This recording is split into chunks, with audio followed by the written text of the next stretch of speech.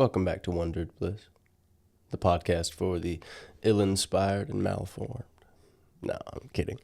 But those who may reap benefit from this probably are lost, confused, hurt, maybe coping through some form of drug addiction or bad habit, trying to find their path and their way through life, and they don't know what to do or how else to do it. They're miserable in it. They're looking for any escape, any way out. I get it. My name's Kevin. I'm an artist, a poet, and a recovering fool myself, who has made damn near every mistake. But I've learned a thing or two on my journey, and I want to offer what I can. And that is poetry and all the lessons that I've learned.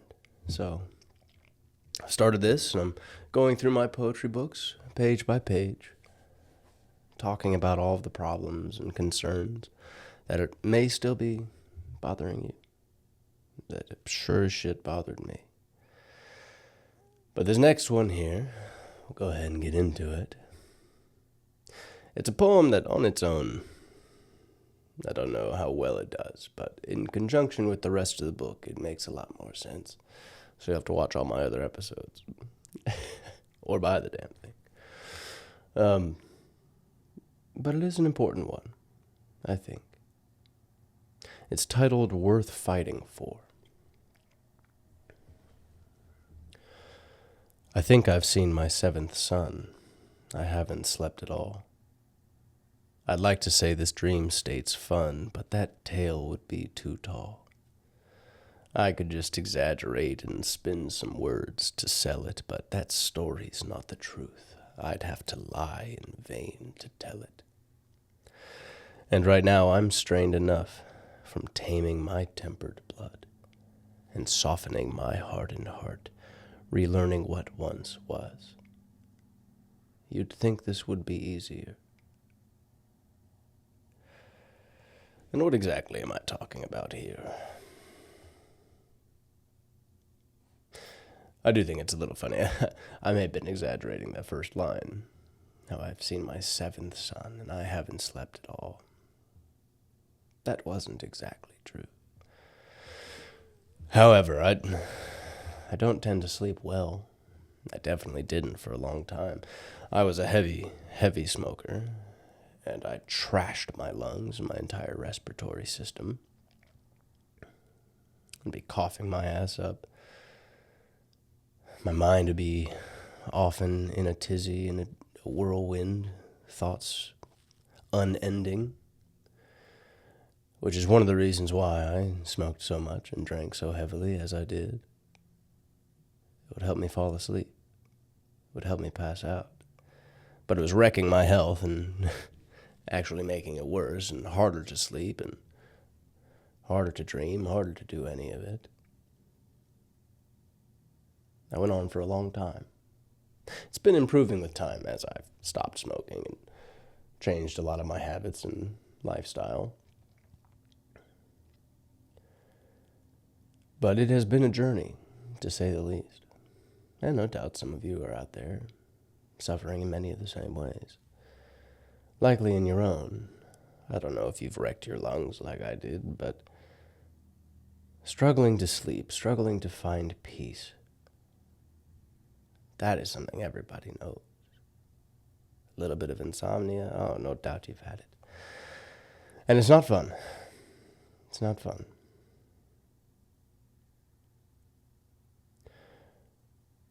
But this time when I was writing this, it was at the beginning of, I don't know, my change for the better, my growth, my expansion, my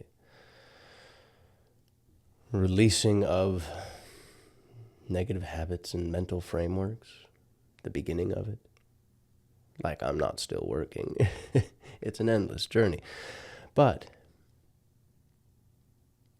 what's important about this, particularly, is this last stanza here. And this is why I like it. This is why I included it in the book.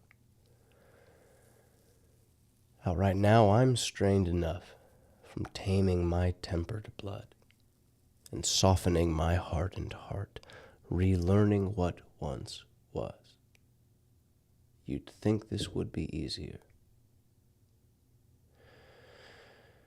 And that right there, if you have any negative habit, any subset of addictions, or even just mental frameworks, ways of thinking and being that maybe aren't the best, but you've been latching on to for some reason. It almost always, it absolutely was in my case, you're trying to protect yourself.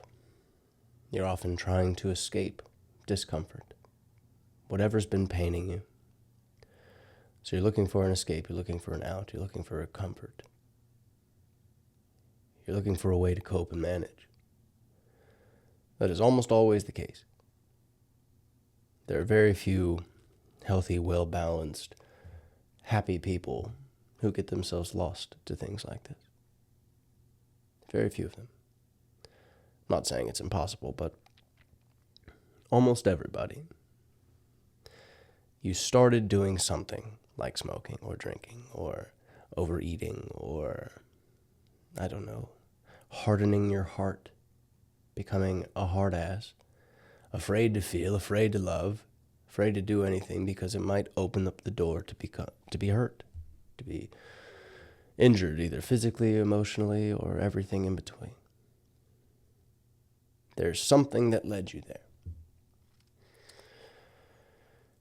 The difficulty is that none of this helps.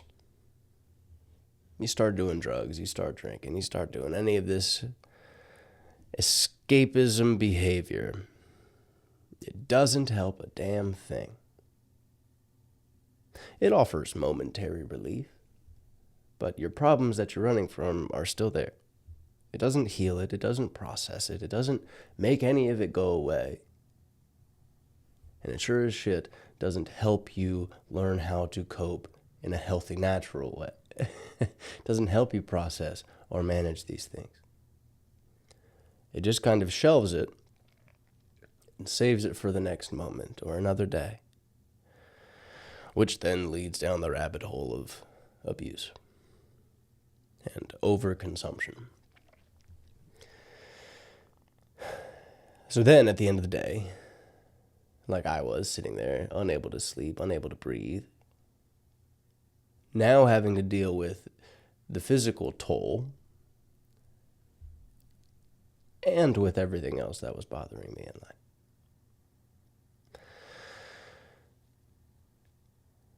That is an uncomfortable place to be, because now you're fighting two different battles.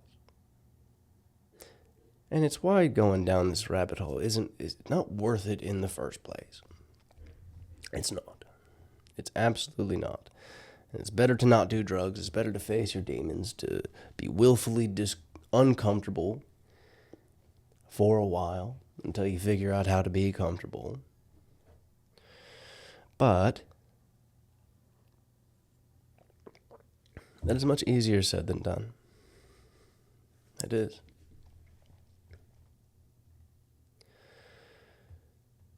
Because the things that pain you in life, and it can be anything, whatever pained you. I could get into my exact story, but that's not yours. You know what's hurting you, what's paining you, what's making you want to run.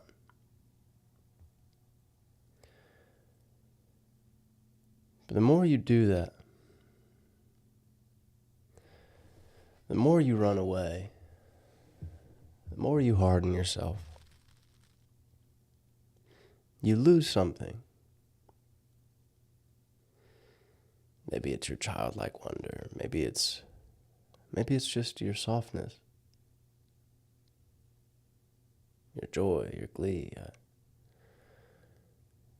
your ability to love. You lose this. That's why I like that line so much. Relearning what once was. When we're born, when we're little kids, it's the default mode. That wonder, that joy, imagination, the excitement for life. Nearly all of us have it from the moment we're born. Maybe we didn't all get the chance to express it. Maybe you were stifled as a young child and you never quite got a chance to let that grow. But it does exist in you. That what once was. Soft heart and excitement. And you'd think it'd be easier to just jump back, to revert all of these habituations. But it's not. It's not. You aren't your cycle or pattern. You are something different than the things that you do. A lot of times we'll ask each other, trying to figure out who the other is. Like, what do you do? What do you spend your time doing? That's not who you are. I was actually just thinking about this the other day, and it's an important point. What is a person exactly? Exactly. Because in every single person exists the full spectrum of potential for humanity. There's the light and the dark, the good and the bad. All of it exists inside of everyone. The sweetest grandma you've ever known has the potential inside of her to commit genocidal atrocities. The worst person you can imagine has the potential inside of them to be loving and wonderful. However, we are these sort of like algorithmic personalities, these things that whichever style of behavior you choose to practice and practice regularly will become your default mode and will become the experience that you tend to have. It becomes this personality, this type of thing, but it's not who you are. You're the potential. You as a person, every person, is that full potential waiting to be expressed. And you are the thinker and chooser who gets to decide what part of this human potential do I express. And you do that with every choice that you make, every behavior you choose to engage with. And that creates what we know of as our personality. But all that is just the cycle of repeated behavior, how we choose to think and act. That is who you are, or how people know you, because it's how you've been expressing yourself for any given amount of time. And we get lost to that. We build up our own identity around a lot of the things that we do. Quitting smoking for me was very difficult, as it is for many people, but one of the reasons for it was because I identified as a smoker. You have to restructure everything. It's like, who am I? What do I do with my time? How do I make friends? What do I go and do? But smoking was nothing to do with who I am. It was not. It was just an activity and behavior that I was engaging in for a long period of time. And it was something I was comfortable and used to doing. Now, there is physical addictions and dependencies and habits like what to do with my hands. I'd smoke all the time. It was something to do with my hands. Now, when I'm not smoking, I gotta figure out new shit. Play with a pen or keep my hands in my pockets or something, who knows. But understanding this is super important. Because you aren't that cycle of pattern and habituation. That is just your cycle of pattern and habituation. And it is not easy to break because there are so many things you need to rewire in order to do it. But it is possible. And that's something that happens. We get caught in a negative framework or in an addictive cycle. And it becomes difficult to break, and you can start to feel trapped. Quitting nicotine for me, it took like 15, 16 solid tries and attempts before I did. Do you think by my 15th time, I didn't feel helpless to the damn thing? I didn't feel lost and confused and think that this was just never going to end and I couldn't do it? I absolutely fucking did. But it was just one more solid attempt, and that was my last one. And I haven't smoked now 6 years. Granted, I smoked weed for a long time after that. And I cut that back. I don't know. It's been getting close to a year on that one. I don't know the dates. But you do things in cycles and stages. You do things as you can. But it is difficult and uncomfortable. And it will be difficult and uncomfortable. Until you set in stone a new habit, a new cycle, a new way of being, a new understanding of self and how you spend your time.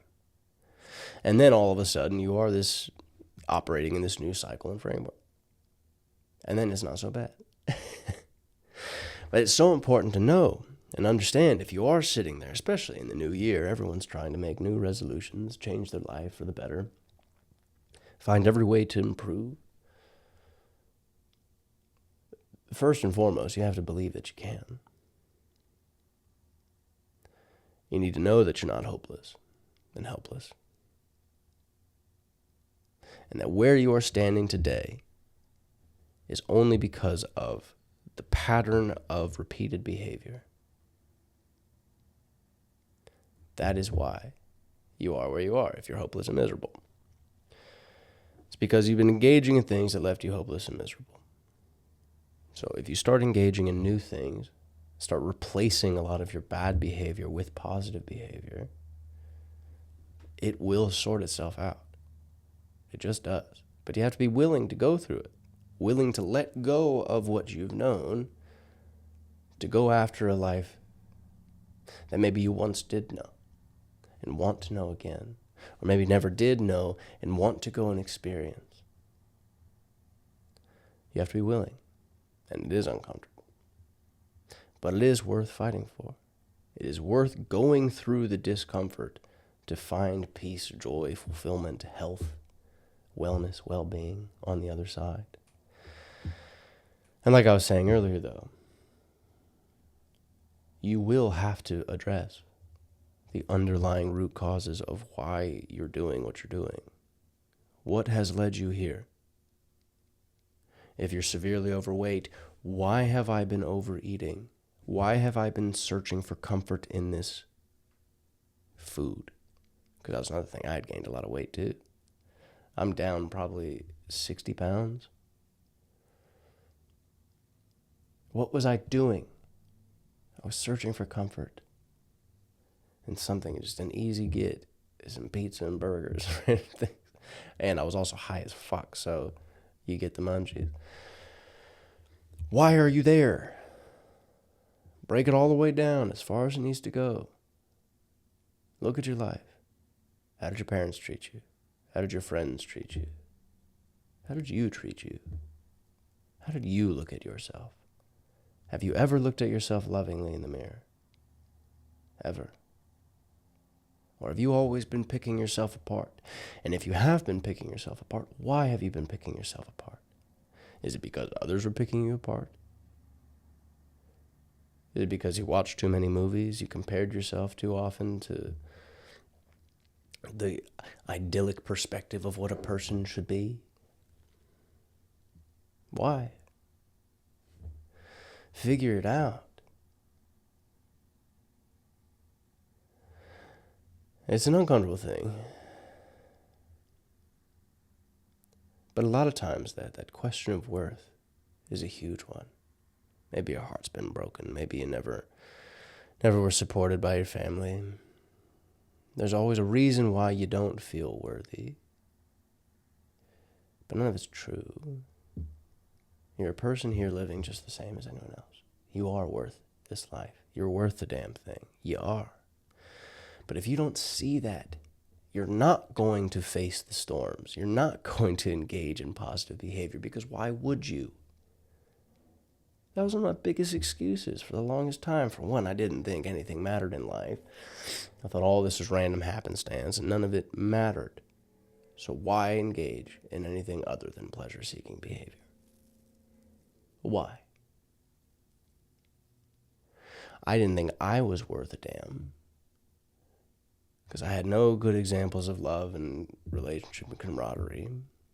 Every time I had tried to do it, it always ended in heartbreak. I never knew how to control myself. I never knew how to behave. So I didn't think love and relationships were an actuality, or at least I didn't think it was possible for me. So why not lose myself? Why not smoke myself away? Who cared? Nobody cared about me. At least that's what I kept telling myself. An excuse to continue my negative spiral downward. But it's not true. Maybe you haven't figured it out. Maybe you haven't seen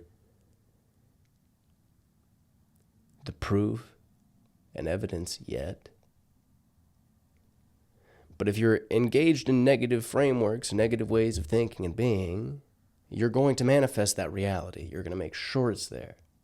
If you don't believe in the sanctity of love and relationships, you don't think it's possible, do you think you're going to be an honest person engaging in love and relationships? Probably not. You're probably going to keep every shield up. You're probably going to be distant with your partner. You're probably going to keep a wandering eye because you don't trust your partner. So you're going to go and look around and do whatever you can in the midst. You're going to make sure that you can't trust them and they can't trust you because you don't trust love. If you don't think life is worth a damn, you're going to make sure to engage in behaviors, keep relationships at bay, be miserable and unhealthy all the time, and you're going to be convinced and continually reconvinced of how worthless life is and miserable it is. You find what you're looking for. You do.